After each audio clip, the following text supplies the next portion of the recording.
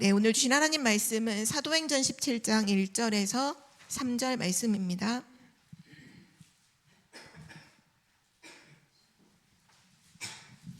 사도행전 17장 1절에서 3절 말씀을 우리 함께 다 같이 합독하시겠습니다. 사도행전 17장 1절부터 3절입니다. 함께 읽겠습니다. 그들이 암비볼리와 아볼로니아로 다녀가 데살로니가에 이르니 거기 유대인의 회당이 있는지라 바울이 자기의 관례대로 그들에게로 들어가서 새 안식일에 성경을 가지고 강론하며 뜻을 풀어 그리스도가 해를 받고 죽은 자 가운데서 다시 살아나야 할 것을 증언하고 이르되 내가 너희에게 전하는 이 예수가 곧 그리스도라 하니 아멘. 네, 오늘의 현장복음 메시지 두 번째로 현장복음화의 메시지라는 제목으로 우리 말씀 나누겠습니다.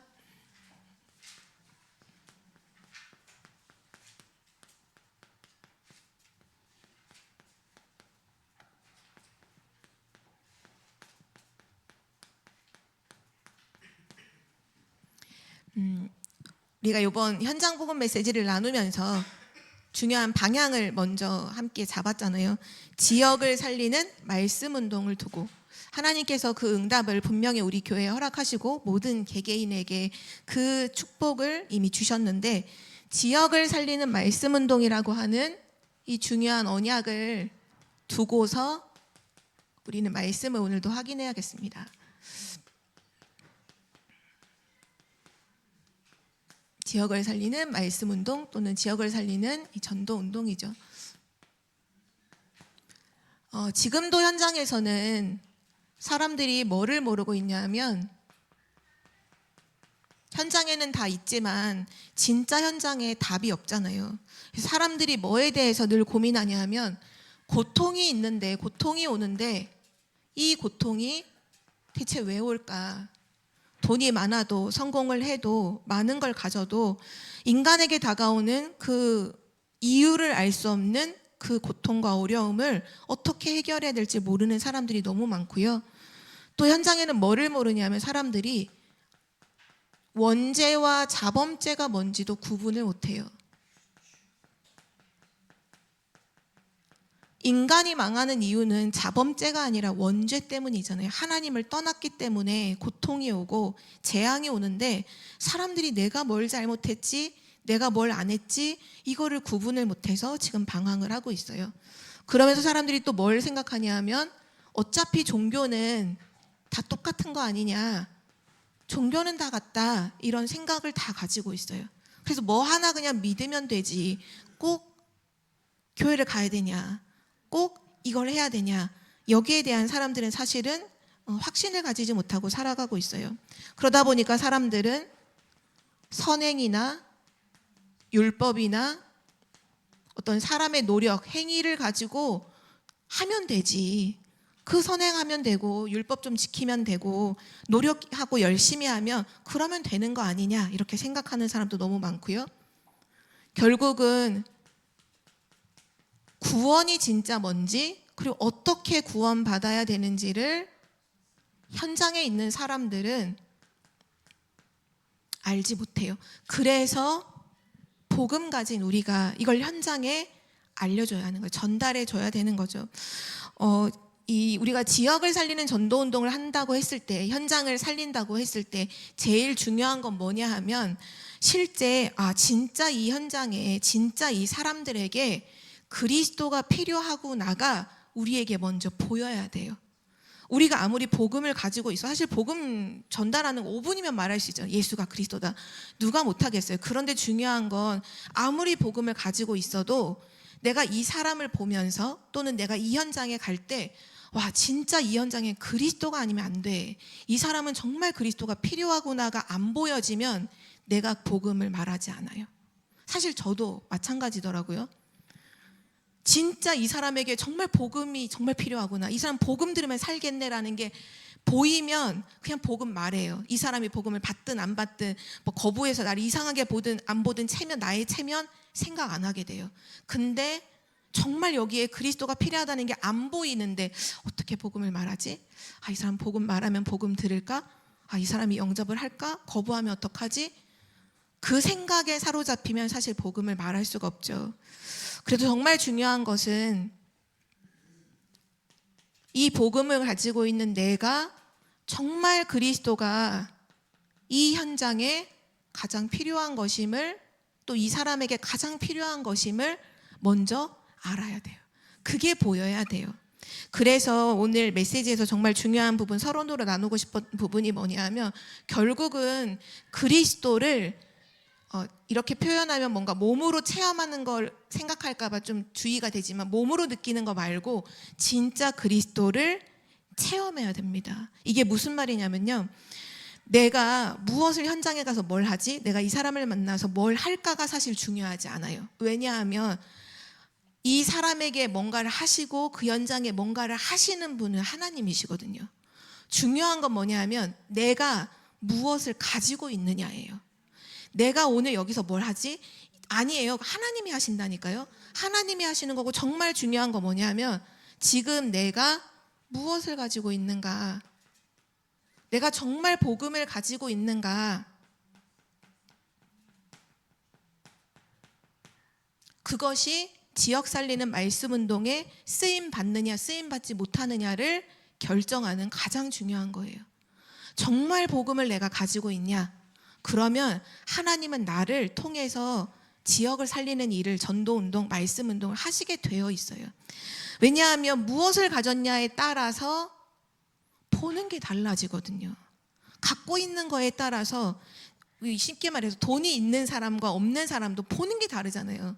돈이 있는 사람은 뭔가 여유가 있잖아요. 돈이 없는 사람은 항상 따져야 돼요. 내가 갖고 있는 돈에 이게 할 수 있나? 이거 먹을 수 있나? 이거 살 수 있나? 항상 보는 게 달라요.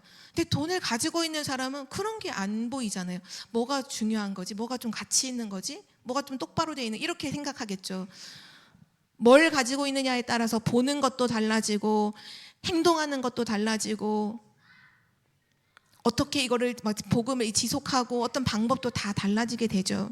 그래서 중요한 것은 우리가 현장에서 어떤 불신자를 만났을 때, 또는 우리 교회 안에 새가족을 이렇게 사역을 할 때, 이게 말씀으로 양육하고 사역을 할 때 정말 중요한 건 뭐냐면, 결국 이 사람이 복음을 안 가지면 결국 이 사람 결정적인 순간에 망한다는 거를 항상 생각해야 돼요. 그러니까 중요한 거는 나도 복음을 가지고 있어야 하지만, 내가 오늘 복음을 증거하고 또는 개인적으로 이 말씀을 사역하는 이 사람에게 복음을 이 사람이 안 가지면 이 사람 어느 날 망한다. 어느 날 과거로 돌아가잖아요. 복음이 없으면 그렇거든요. 영적 문제를 못 이겨요. 사단의 공격을 이길 수가 없어요. 그리스도를 진짜 가지면 사단을 이기거든요. 흑암을 이기는 권세를 그 복음 언약 안에 주셨기 때문에 이기는데, 그 복음 하나를 못 가지게 해서 결국은 오만 거 다 해도 결국 복음 없으면 무너지게 돼요.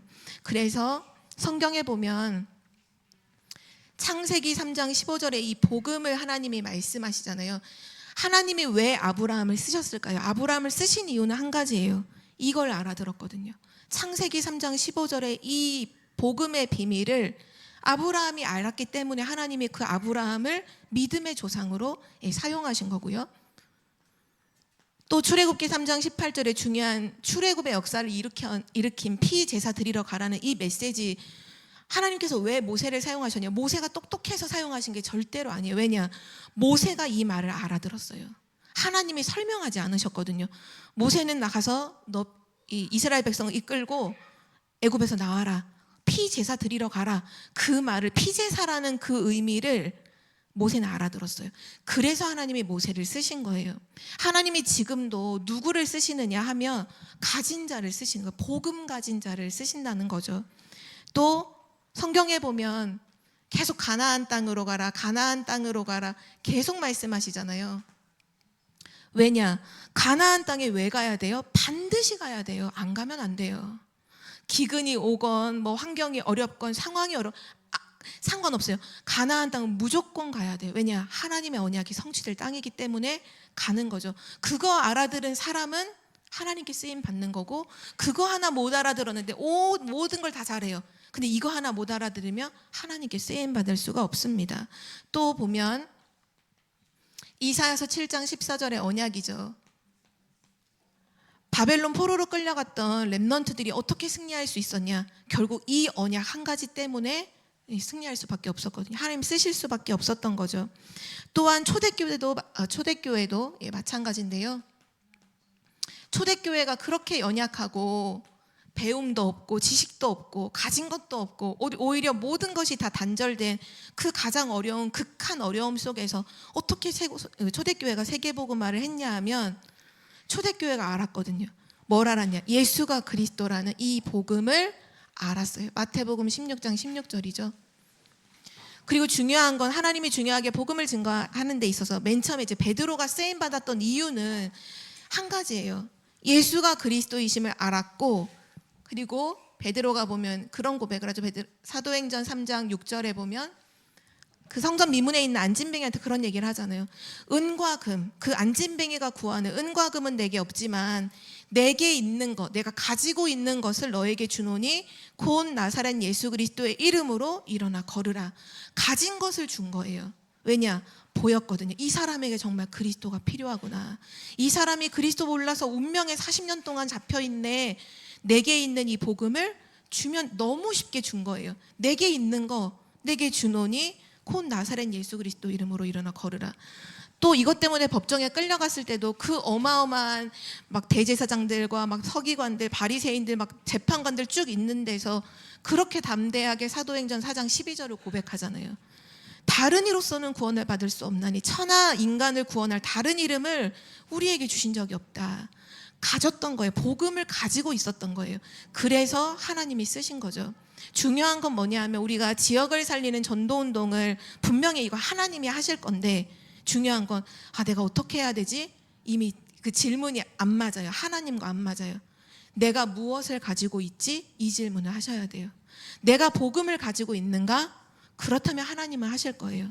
내가 복음을 안 가지고 있다면 빨리 점검하시고, 요즘에 말씀 나오는 것처럼 포인트를 찾으라는 말씀하시잖아요. 내가 정말 말씀 성취가 내게 있나? 정말 내가 기도 응답 받고 있나? 내 삶을 통해 정말 전도의 역사가 일어나고 있나? 이게 안 일어나고 있구나. 이걸 딱 체크하는 게 포인트를 찾는 걸 하신 것처럼 빨리 체크해야 돼요. 내가 다른 건 많이 성경적인 지식도 많고 많은 것도 많지만 내가 결국 복음을 안 가지고 있구나. 이게 오히려 체크된다면 너무너무 축복이죠. 그래서 이 그리스도를 진짜로 맛보면 그 맛본 자에게는 특징이 일어나는데요. 성경의 모든 증인들에게 나타났던 증거예요. 정말 복음을 맛본 사람, 정말 복음을 체험한 사람, 가진 사람에게는요, 어떤 일이 일어나느냐 하면 어디를 가든지 하나님의 능력이 나타나기 시작해요. 당연하죠. 복음은 하나님의 능력이잖아요. 모든 사람을 구원하는 하나님의 능력이기 때문에 이 사람들이 가지고 있는 특징이 뭐냐? 하나님의 능력을 가지고 기적을 베푸는 일을 하게 되고요. 또 시간이 가면 갈수록 종교는 망하잖아요. 종교는 처음에는 엄청나게 막 대단한 것 같은데 시간이 가면 갈수록 초라해지고 무너지고 망하는 게 종교 생활이거든요. 근데 복음 생활은 뭐냐? 첫 시작은 별거 아닌 것 같아요. 첫 시작은 되게 미약한 것 같아요. 근데 시간이 가면 갈수록 힘을 얻고 살아나는 게 뭐냐? 그게 바로 복음이거든요. 갈수록 완전해져요. 시간이 가면 갈수록 완전해져요. 처음에는 부족한 것 같은데 시간이 가면 갈수록 완전해져요. 왜냐? 하나님이 역사하시거든요. 그게 복음을 체험한 사람들이 가지고 있었던 증거입니다. 심지어는요, 이들에게는 문제가 많이 일어날 수도 있고 핍박도 어려움도 많았거든요. 근데 특징이 뭐냐? 복음이라는 완전한 답을 갖고 있으니까 문제가 전부 다 길이 되었어요. 세계복음화하는 길이 되고 또 문제가 전부 다 응답이 되죠. 불신자는 하나님 없는, 복음이 없는 자는 문제가 오면 망하지만 복음 가진 자는 문제가 오면 더 축복, 도리어 축복을 받는 그 성경에 기록되어 있는 증거잖아요. 그것처럼 진짜 복음을 맛본 사람, 체험한 사람은요, 반드시 하나님의 역사, 하나님의 능력, 이 일들이 계속 일어나요. 그럼 중요한 건 이거잖아요.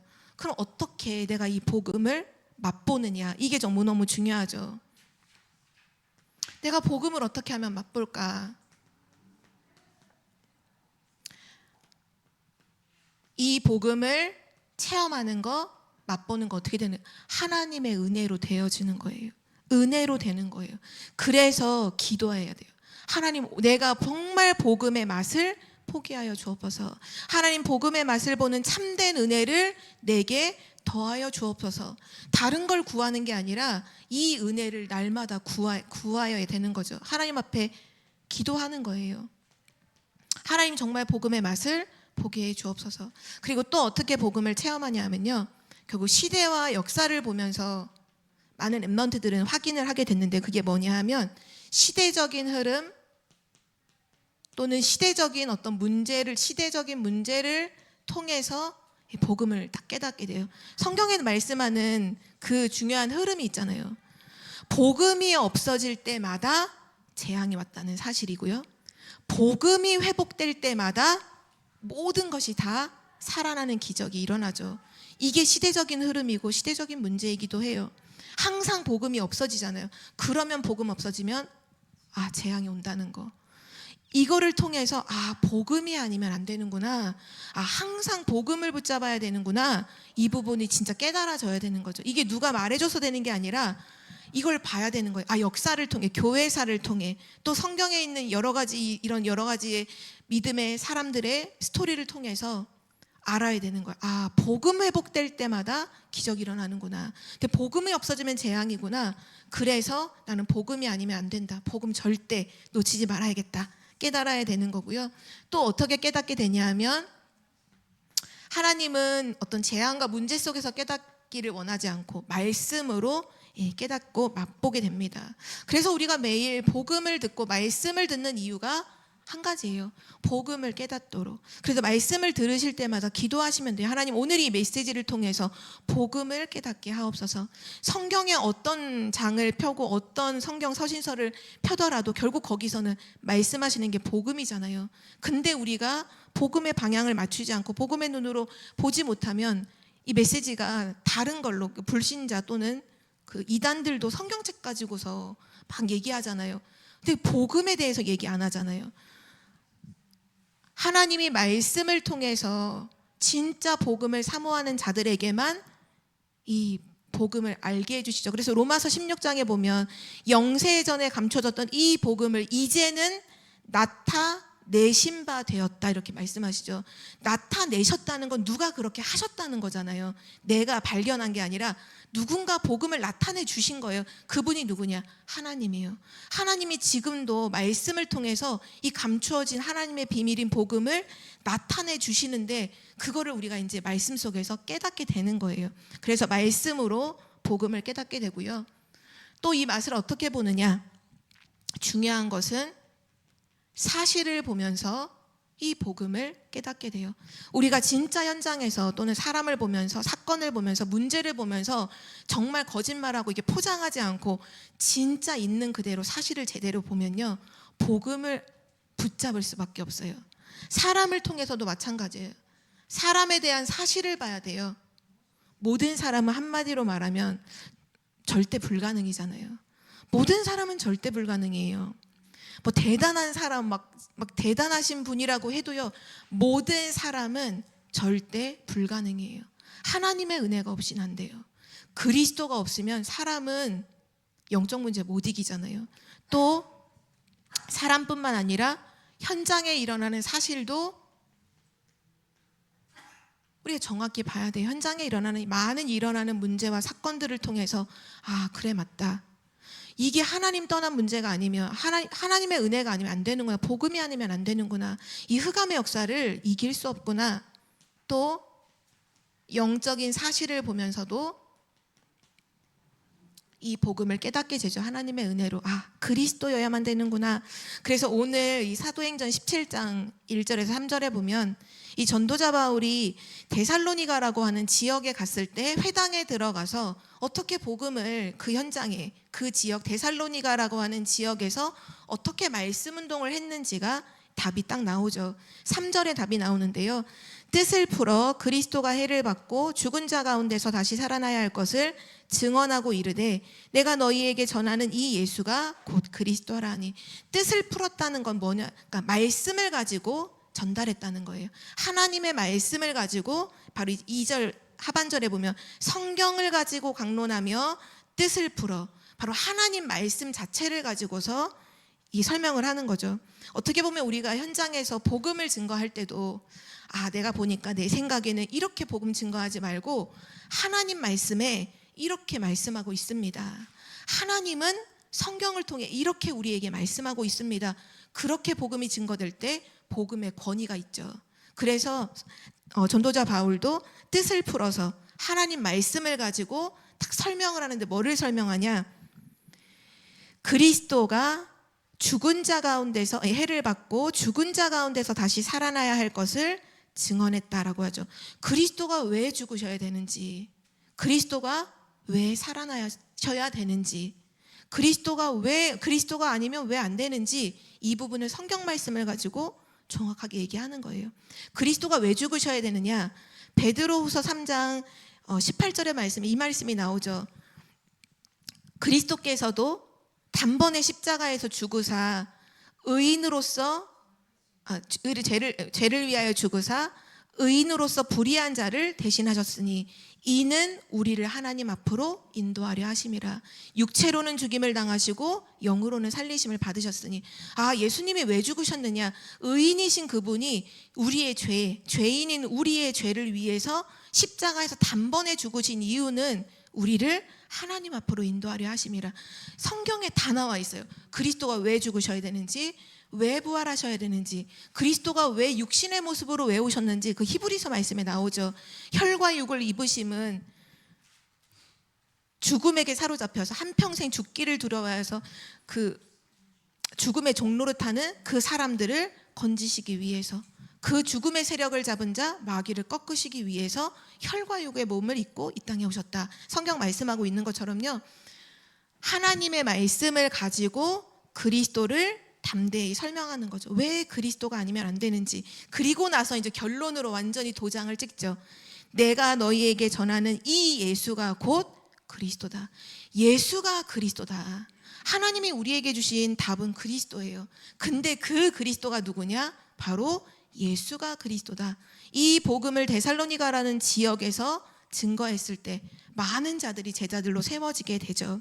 결국은 우리도 우리의 현장을 통해서 오늘 말씀 서론에 나온 것처럼 결국은 내가 무엇을 가지고 있는가, 정확한 복음을 가지고 있는가, 그러면 하나님은 반드시 복음 받아야 할 사람을 나에게 만나게 해주시고 그 모든 일어나는 역사는 하나님이 이루어 가신다는 사실이죠. 그래서 우리가 지금도 전도 캠프를 하지만 계속 전도 캠프 또는 전도 선교는 뭐라고 말씀하시냐면 보는 것이다. 전도는 하는 게 아니라 하나님이 하시는 것을 보는 것이라는 거죠.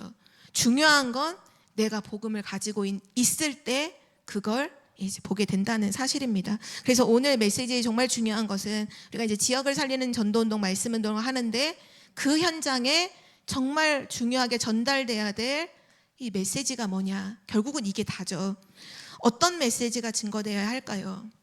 결국 현장에서 증거돼야 될 메시지는 오늘 사도행전 17장 나오는 것처럼 예수가 그리스도라는 이 복음이 정확하게 항상 계속 선포가 돼야 된다는 사실이에요. 그래서 오늘 메시지의 중요한 내용들을 확인해 보면, 첫 번째로 현장에서 반드시 예수 생명이 전달돼야 되고요. 두 번째로는 예수 능력이 또 전달되고요.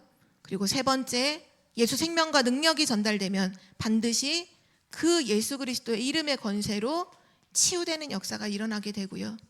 그리고 그 이름 붙잡고 기도하는 자에게 기도 응답은 당연히 되어지는 거고요. 그리고 결국 복음을 가지고 그 능력을 누리면서 기도에 응답받는, 한마디로 말하면 증거를 가지고 있는 그 사람을 통해서 전도 운동은 계속 일어나게 된다. 오늘 하나님이 말씀하고 계십니다. 그래서 말씀을 조금 확인해 볼게요. 예수 생명, 예수 그리스도가 현장에 왜 계속 항상 매일 선포되어야 할까요? 왜냐하면 그리스도는 오직 하나님 만나는 유일한 길이기 때문이에요. 그래서 현장에 선포돼야 돼요. 왜냐, 현장에 있는 사람들은 다 방황하고 있거든요. 뭐를 몰라서 방황하냐면 돈이 없어 방황하는 게 아니에요. 몸이 아파서 사실 방황하는 게 아니거든요. 길을 몰라서 방황을 해요. 답을 몰라서 방황을 해요. 그래서 그 사람들에게 뭘 말해줘야 되냐 하면 하나님이 여신 길이 그리스도죠. 오직 유일한 한 길, 예수 그리스도를 정확하게 선포해야 되는 거예요. 만약에 우리가 이 부분을 정확하게 강조하지 않고 그냥 성경 가지고 이렇게 나눈다, 그럼 그냥 성경 공부하는 거잖아요. 복음이 선포되지 않으면 그냥 그거는 성경 공부일 뿐이에요. 하나님의 역사는 일어나지 않아요. 흑암이 꺾이지 않아요. 항상 그리스도의 생명이 선포되어야 되고요. 그리스도의 이름이 증거될 때, 선포될 때마다 일어나는 일이 해방되는 역사가 반드시 일어나게 됩니다. 가정과 우리의 가문을 사로잡고 있던 그 흑암의 역사가 꺾이면서 해방되는 역사가 일어나요. 나의 생각과 마음을 사로잡고 있던 그 강한 자의 흑암이 꺾여지게 되면서 해방되는 역사가 일어나요. 많은 사람들이 예수 그리스도를 영접했음에도 불구하고 이 복음이 얼마나 큰 능력인지를 몰라서 여전히 가문의 대물림 속에서 헤매는 사람들이 분명히 있거든요. 어떤 가문은 질병의 대대로 시달리는 가문이 있어요. 근데 가만히 보면 복음 가졌는데 후대들이 계속 다쳐요. 후대들이 계속 아파요. 뭐 아팠다면 그 가정의 아이들인 거예요. 그게 그냥이 아니라 이 가문에 내려오는 저주와 재앙이거든요. 계속 그리스도가 선포돼야 돼요. 그러면 어떤 역사가 이거는 해방을 우리가 해방해야지 이게 아니라 해방이 되어지는 거예요. 그리스도가 선포될 때 그리스도의 생명의 성령의 법이 죄와 사망의 법에서 너를 해방하였으며 그리스도께서 해방시키신 게 계속 확인되는 거죠. 와, 이것도 끝내셨구나. 와, 내 이 문제도 이거 그리스도가 끝내셨구나. 와, 우리 가정의 이 재앙도 끝내셨구나. 우리 가문의 이런 어둠도 이 고질적인 이 문제도 그리스도가 다 끝내셨구나. 그 부분들이 믿어지는 만큼 해방되는 역사를 누리게 되는 거죠. 그리고 나서 그리스도의 이름이 계속 선포될 때 그 이름으로 말미암아 보혜사 성령께서 이미 함께 하시지만 능력으로 계속 역사하시는 거예요. 성령의 역사가 계속 일어나게 되죠. 그리고 마태복음 11장 28절에 수고하고 무거운 짐진 자들아 이런 말씀하셨는데요. 오랫동안 눌려있던 그 수고하고 짐졌던 그 모든 부분들이 그리스도 예수 이름 앞에서 완전히 무너지는 날이 반드시 오기 때문에 그리스도를 선포하는 거예요. 그리고 그리스도를 선포하게 될 때마다 우리는 그 그리스도를 통해서 누구를 자꾸 바라보게 되냐? 하나님을 바라보게 돼요. 왜냐? 그리스도는 하나님을 만나는 길이거든요. 그래서 그리스도가 자꾸 선포될 때마다 자꾸 내가 누구 앞에 서게 돼요? 하나님 앞에 서게 돼요. 하나님을 바라보게 돼요. 그리고 그 하나님으로 말미암아 참된 소망을 가지게 되고 내가 살아가는 삶의 참된 목표를 하나님 안에서 찾게 되고 그 하나님 바라보면서 참된 힘을 얻게 되고 하나님이 주시는 참된 승리를 계속 확인하게 되죠. 그리스도가 선포될 때 반드시 그리스도를 통해 하나님을 누리게 되는 역사가 반드시 일어납니다. 그래서 항상 그리스도의 생명이 선포돼야 돼요. 그리고 나서 두 번째, 이 중요한 지역을 살리는 말씀 운동을 통해서 뭐가 선포되냐? 그리스도의 능력이 선포돼야 돼요. 이유가 있죠. 예수 그리스도만이 죄를 이기는 능력이기 때문이에요. 베드로전서 3장 18절 말씀에 그리스도께서 단번에 우리의 죄를 위해서 십자가에서 죽으신 이유는 뭐냐? 의인으로서 죄인을 대신한 이유는 뭐냐? 우리를 하나님 앞으로 인도하시기 위해서, 우리의 죄를 완전히 이기시기 위해서 그리스도께서 죽으시고 부활하셨죠. 그리고 그리스도의 능력이 계속 선포되어야 되는 이유는 뭐냐? 예수 그리스도께서 세상을 이기셨기 때문이에요. 그래서 우리가 복음을 모르면 자꾸 세상이 커 보여요. 자꾸 세상을 바라보게 되고 세상을 따라가잖아요. 근데 복음을 알면 알수록 세상보다 더 크신 예수 그리스도, 세상을 이기신, 그래서 담대하라. 너희가 세상에서는 환난을 당하지만 담대하라. 내가 세상을 이기었느니라. 요한복음 16장 33절에 말씀하셨죠. 예수 그리스도의 능력이 내 안에 나타날 때마다 세상을 이기게 되고요. 그리고 또 중요한 거, 예수 그리스도만이 사단을 이기셨죠. 요한일서 3장 8절에 하나님의 아들이 나타나신 것은 마귀의 일을 멸하려 하심이라. 그래서 계속해서 우리가 현장에서 복음 이 말씀 운동을 지속하는 가운데 나에게도 마찬가지고 그 상대방에게도 마찬가지고 중요한 세 가지가 늘 점검이 돼야 돼요. 그 점검돼야 되는 부분이 있는데요. 첫 번째가 무엇이 점검돼야 되느냐? 구원의 확신을 점검해야 돼요. 구원의 확신. 구원에 대한 확신이 없으면요, 결국은 흔들리게 되어 있어요. 중요한 건 구원의 확신이 없으면 늘 세상에서 방황을 합니다. 내게 답이 없기 때문이죠. 구원에 대한 확신이 없으면 그러면 늘 흔들리게 돼요. 왜냐? 사단의 공격을 못 이겨요. 그래서 흔들려요. 자꾸 불신앙에 흔들리고 여러 가지 갈등에 흔들리고 사람들의 어떤 말이나 환경에 흔들리게 되죠. 구원에 대한 확신이 내게 있는지 항상 먼저 점검해야 되고요. 두 번째 점검해야 될 것은 구원의 방법입니다. 어떻게 해서 구원을 받나요? 교회를 오래 다녀도 열심히 뭔가 해야 되는 걸로, 열심으로, 노력으로, 사람의 방법으로 구원의 그 방법이 조건이 될 수가 없죠. 오직 성경은 에베소서 2장 8절 말씀에 나오듯이 너희가 그 은혜에 의하여, 먼저는 은혜고요. 구원의 방법은 하나님의 은혜 주셨기 때문에 가능한 거고요.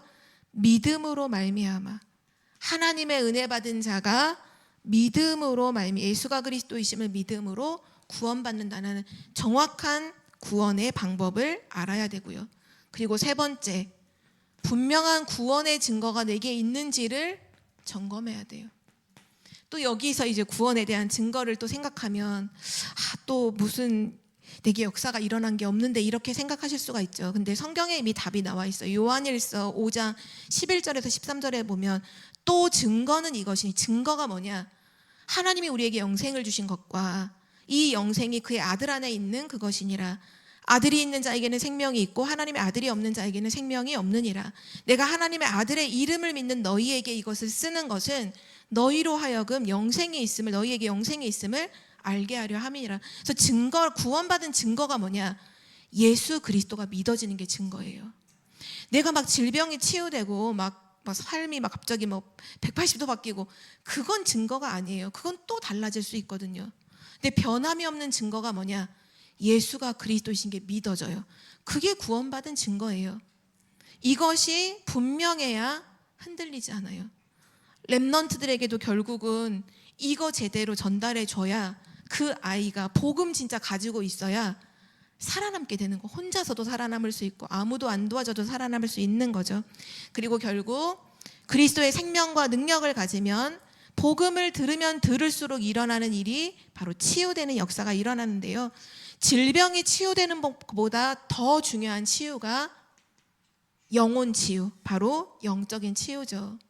이것이 가장 중요한 치유예요. 성경에 보면 사랑하는 자여 내 영혼이 잘됨 같이 내 범사가 강건하기를 내가 원한다고 하잖아요. 그 어떤 것보다도 먼저 일어나는 치유가 있는데요. 영혼이 치유돼요. 영혼이 완전히 힘을 얻고 살아나게 되죠. 복음을 들을 때마다. 그리고 또 질병 치유보다 더 중요한 게 있는데요. 그것이 바로 마음 치유입니다. 하나님이 내 마음과 생각을 지켜주시고 내 마음에 참된 평안이 넘치고, 환경은 어려운데 마음은 평안하고, 지금 상황은 너무 힘든데 마음속에는 평안하고, 이거는 사람이 하는 게 아니잖아요. 하나님이 마음을 치유하시고, 그리고 나서 복음을 들으면 들을수록 육신도 치유가 되어집니다. 이게 복음의 능력이에요. 복음을 가지면 계속 일어나는 일이죠. 그리고 나서 네 번째가 복음을 계속 들어야 되는 이유가 뭐냐? 그래야 기도 응답을 받을 수 있기 때문이에요. 기도 응답을 받는 데 있어서 되게 중요한 부분, 먼저 세 가지를 회복을 해야 되는데요. 첫 번째가 예배를 회복해야 됩니다. 진짜 예배를 회복해야 돼요. 이 예배라는 부분이 결국은 사단이 공격하는 최종 목표가 이 하나님을 떠나게 만드는 거잖아요. 예배는 하나님을 누리는 것이기 때문에 예배를 가장 먼저 회복해야 돼요. 그리고 진짜로 기도 응답을 받으려면 예배 회복 이후에 강단 말씀을 가지고 그 평일에 월화수목 금토까지 평일에 그 말씀을 삶 속에서 누릴 수 있어야 돼요. 삶 속에서 기도로 누릴 수 있어야 돼요. 그래야 기도 응답을 받아요. 먼저는 예배를 회복하고 두 번째는 강단 말씀을 딱 가지고서 그거를 삶에서 기도하는 거예요. 삶에서 내가 매일매일 살아가는 삶 속에서. 그리고 나서 내가 있는 그 현장에서 하나님 주신 말씀을 붙잡고 승리하게 되는 거죠. 결국은 하나님이 진짜 예배 회복하고 강단 말씀 붙잡고 평일에 삶 속에서 조금만 누리잖아요. 반드시 이 일이 일어나요. 그게 뭐냐? 현장이 변화돼요. 성경에 보면 그 다니엘이 하루 3번씩 언약 잡고 기도하잖아요. 근데 하나님이 어떻게 일하시냐면 사자굴에 천사를 보내는데 그 역사를 왕이 보고 모두가 알 만큼 현장을 완전히 바꾸셨거든요. 그 일들이 지금도 똑같이 일어나요. 그러니까 우리가 자꾸 방향을 엉뚱한 걸, 그러니까 예배에 대한 초점을 안 두고 또 강단 말씀을 듣고는 다 잊어버리고 딴 거 기도하고 하다 보니까 실제 응답이 없는 거죠. 진짜로는 예배 회복하고 강단 말씀 딱 들은 것 가지고 평일의 삶 속에서 적어도 하루에 한 번은 그것 가지고 정시기도, 뭐 아침에도 좋고 밤에도 좋고 언제든 좋으니까 적어도 하루에 한 번은 강단 말씀 딱 붙잡고 기도하고 누리면 반드시 하나님이 내가 있는 현장을 변화시킨다는 사실이에요. 천군 천사를 보내시고 흑암을 꺾으시고 하나님 말씀을 성취하는 일들을 이루어 가시죠. 이제 그때부터 요게 되는 걸 가지고 이제 기도 응답이다, 기도 응답을 받는다라고 하는데요. 기도 응답을 받는 데 있어서 정말 중요한 것은 올바른 기도를 하는 거고, 그래서 올바른 기도 제목을 잡는 건데요. 기도도 정말 중요한 부분이 뭐냐 하면 결국은 복음을 가지고 있느냐 안 가지고 있느냐에 따라서도 기도가 완전히 달라져요.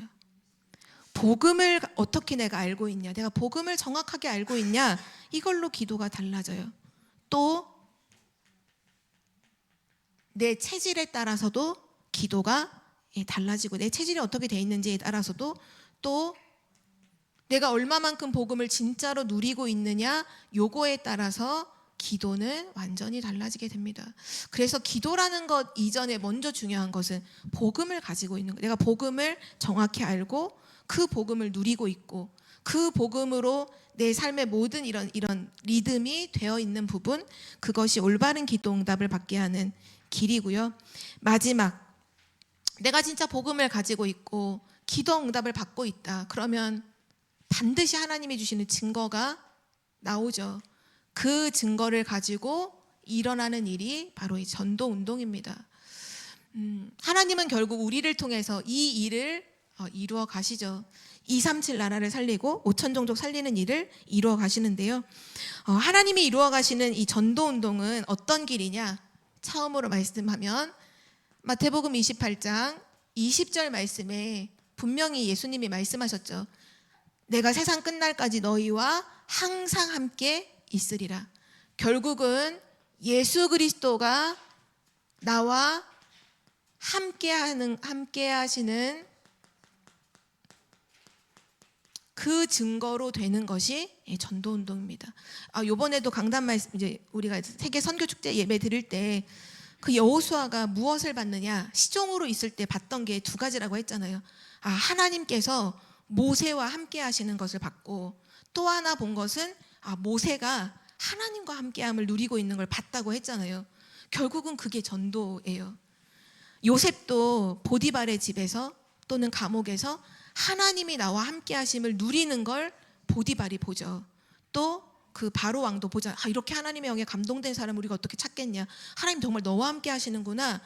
그게 전도잖아요. 결국은 그래서 전도 운동에 있어서 가장 중요한 건 뭐냐 하면 예수 그리스도가 나와 함께 하신다고 약속하셨는데 그 약속을 정말로 믿고 함께함을 누리는 그 증거로 되는 것이 전도 운동이고요. 그리고 예수 그리스도의 능력을 체험하는 그 방법이 바로 전도입니다. 우리가 진짜로 복음을 증거하는 전도운동 속에 있을 때, 와, 복음의 능력이 이렇게 어마어마하구나, 야, 복음의 능력이 이렇게 역사하는구나, 그 그리스도의 능력을 확인하게 되어지죠. 또한 이 전도운동에서는 반드시 확인하게 되는 게 있는데요, 성령의 인도를 확인하게 돼요. 눈에 보이지 않는 성령께서 지금 나를 인도하고 계시는구나, 그걸 정확하게 확인하는 시간이 전도운동하는 시간이고요. 그리고 하나님의 계획을 아는 길이 또 전도운동입니다. 하나님은 지금도 하나님의 모든 시간표를 전도와 선교에 맞추고 계시기 때문이죠. 그래서 우리는 이 현장에서 오늘 말씀하신 이 5가지 이유를 딱 가지고, 그래, 맞다, 그리스도만 말해야 되는 이유가 여기 있구나, 현장에 있는 모든 사람에게 정확한 예수가 그리스도인 것을 그냥 한 번 말해줬다고 사실 아는 게 아니잖아요. 이 그리스도가 계속 선포돼서 그 사람의 인생이 완전히 바뀔 만큼, 진짜 하나님의 능력을 볼 만큼, 치유가 되고 기도 응답이 돼서 또 다른 전도운동이 일어날 만큼 늘 현장의 복음이 선포되어야 하는구나, 이것을 오늘 하나님께서 우리에게 주신 언약이고요. 마지막 결론입니다.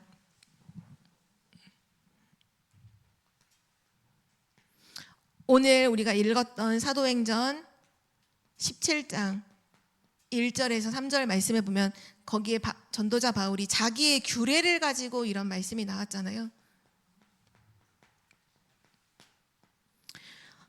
먼저는 중요한 건 내가 무엇을 가지고 있는지, 정확한 복음을 가지고 있는 사람으로 내가 서야 되고요. 또 중요한 것은 내가 어떤 현장을 봤을 때 그 현장에 진짜 필요한 것이 복음이구나, 정말 여기에는 그리스도가 아니면 답이 아니구나 라는 이 부분이 정말로 보여져야 되는 거죠. 이 2가지가 되어질 때 하나님은 우리가 가는 모든 지역에 반드시 역사하시는 줄 믿습니다.